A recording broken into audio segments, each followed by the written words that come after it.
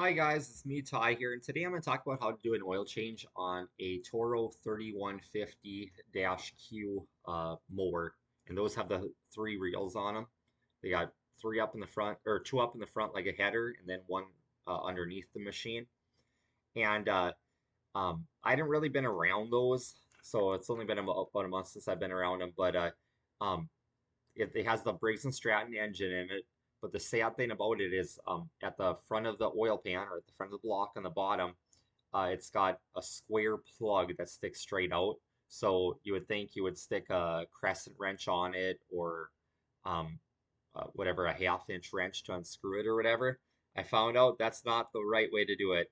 Um, so I went ahead and I was trained, you don't use a crescent wrench, you use the right size wrench. So I got the right size wrench and I put it on there and it started to round off.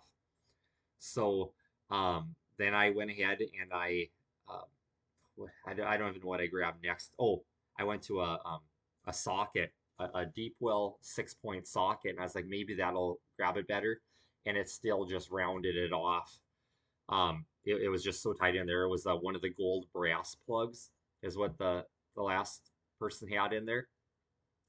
And so I talked to my boss. I was like, we're gonna need to get a little plumber's propane torch, the ones that come in the blue bottle. They're like $36 at your hardware store.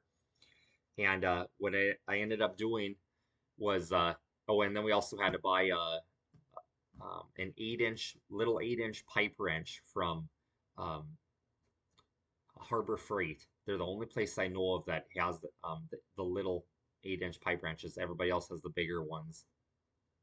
So I went ahead and I took some aluminum foil and I wrapped that all around where the engine oil plug is, just that the flames from that torch would not get to any hydraulic hoses or any plastic or wiring or anything. I've done that with plumbing and it works awesome.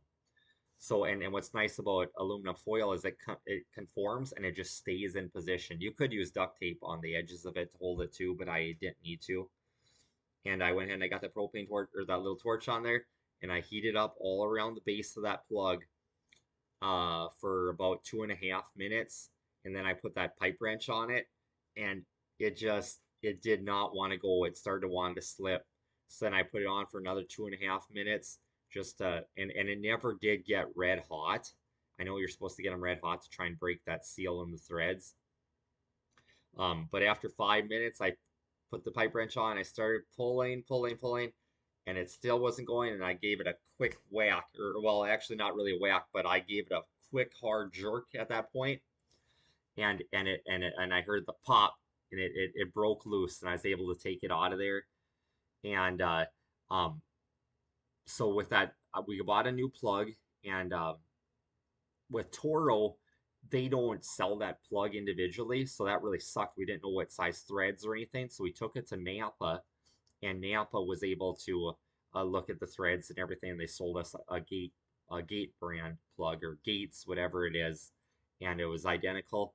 And I went ahead and I put anti-seize on it. So now with all of our 3150s, when I put them together, I always put anti-seize on threads because we do not want to go through this again.